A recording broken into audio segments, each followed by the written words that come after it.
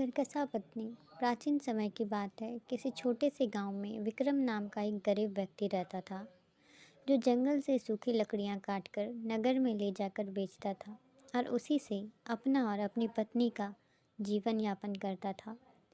विक्रम का यह नित्य का कार्य था। प्रातः उठना, दैनिक कार्य से निवृत्त होकर जो भी रूखा सूखा मिलता खाकर कुल्हाड़ी लेकर जंगल में जाता और जंगल से लकड़ी लेकर नगर में बेचता। जो भी पैसे मिलता था उससे अनाज और भोजन के लिए अन्य सामग्री इत्यादि खरीद कर लाता। जिस दिन जंगल में कोई हिंसक जंगली जानवर दिख जाता, उस दिन विक्रम जंगल के अंदर नहीं जाता और उस दिन उसे घर खाली हाथ ही आना पड़ता था, जिसके कारण उस दिन पत्नी को भूखे ही रहना पड़ता। विक्रम की पत्नी विमला एक करकसा और झगड़ालू महिला थी।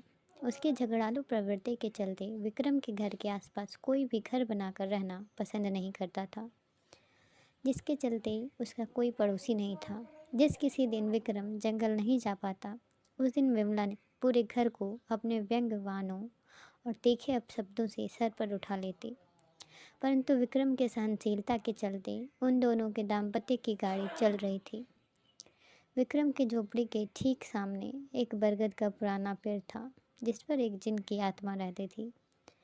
जिन भी विमला के झगड़ालू स्वभाव के चलते परेशान रहता था और एक दिन जिन भी विमला के व्यवहार से तंग आकर उस बरगद के वृक्ष को छोड़कर वहां से बहुत दूर एक पीपल के वृक्ष पर अपना निवास बना लिया। धीरे धीरे समय व्यतीत हो रहा था। कुछ दिनों से किसी जंगली जानवर के आतंक के चलते विक्रम लगातार जंगल नहीं जा पा रहा था, जिसके कारण विमला ने उसका जीना मुहाल कर दिया था। एक रात विक्रम की पत्नी के तानों से तंग आकर घर छोड़कर चला गया।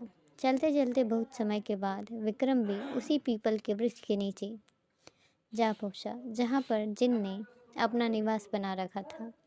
जिन विक्रम को देखकर खुश हो गया और वृक्ष से नीचे उतरकर विक्रम से कुशल क्षेम पूछने लगा। विक्रम जिन को कभी नहीं देखा था, वह जिन को देखकर घबरा गया। तब जिन ने अपना परिचय देकर उसे संतुष्ट किया। तत्पश्चात अपने चमत्कार से विक्रम के लिए भोजन इत्यादि का प्रबंध किया। भोजन करवाने के बाद जिन ने विक्रम से कहा कि मित्र, अब सो जाओ और प्रातः कल उठकर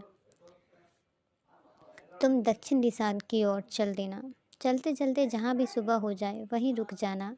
मैं उस राज्य के राजकुमारी को जाकर पकड़ लूँगा और राजकुमारी के पेट में दर्द कर दूँगा, जो किसी से ठीक नहीं होगा सिवाय तुम्हारे।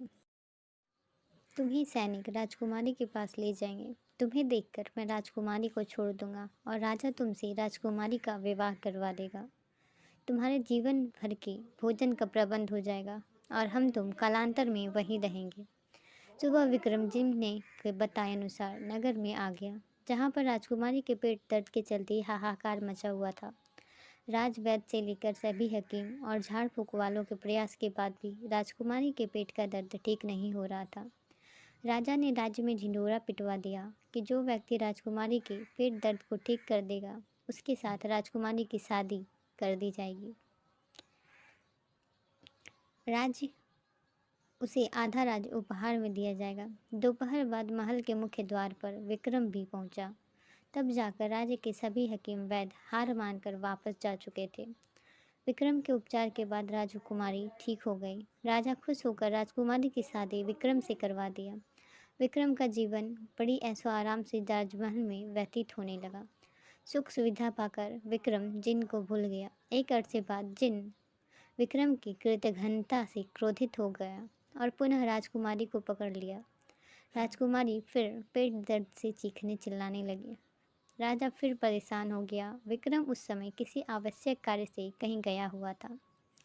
जब राजवैद्य और हकीम राजकुमारी को नहीं ठीक कर पाए, तब विक्रम को बुलवावा भेजा गया। राजकुमारी के पेट दर्द की बात सुनकर विक्रम को जिन की याद आ गई और उसे पसीना छूटने लगा। वह समझ गया कि जिन नाराज़ है। अगर ऐसे में मैं उसके पास गया तो जिन हमें भी मार देगा। विक्रम सोच में पड़ गया कि अगर जिन के पास सामने जाऊंगा तो वह हमें मार देगा और यदि नहीं गया तो हमें राजा मार देगा। काफ़ी सोच विचार के बाद विक्रम जिन के पास जाने का निश्चय किया। जिन विक्रम को देखकर उसके ऊपर झपटना चाहा, परंतु विक्रम ने जिन से हाथ जोड़कर विनती करते हुए कहा, मित्र, तुम भले ही हमें मार देना, परंतु हमारे ऊपर एक संकट आ गया है, पहले उससे बचा लो। जिन ने दांत खटखटाते हुए कहा, अब तुम्हारी कोई बात मैं नहीं सुनूंगा। विक्रम के काफ़ी अनुरोध के बाद जिन विक्रम की बात को सुनने के लिए तैयार हुआ। विक्रम ने धीरे से जिन को कहा, विमला यहाँ भी आ गई है। इतना सुनना था कि जिन राजकुमारी को छोड़कर गायब हो गया और पुनः विक्रम की लाइफ जिंदगी अमन चैन से गुजरने लगी। तो आपको यह हमारी कहानी कैसी लगी हमें कमेंट बॉक्स में ज़रूर बताएं, और इसी तरह की और भी वीडियो देखने के लिए चैनल को सब्सक्राइब कर लें। धन्यवाद।